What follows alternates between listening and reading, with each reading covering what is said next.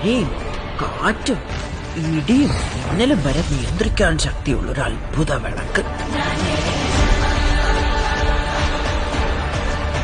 പിന്നെ എങ്ങനെയാ വിളക്ക് തിരിച്ച് നമ്മളെ നാട്ടിലേക്ക് തന്നെ വന്നത്? അതിങ്ങോട്ടേക്ക് തിരിച്ചുകൊണ്ടുവന്നൊരു മഹാവീരനാണ്.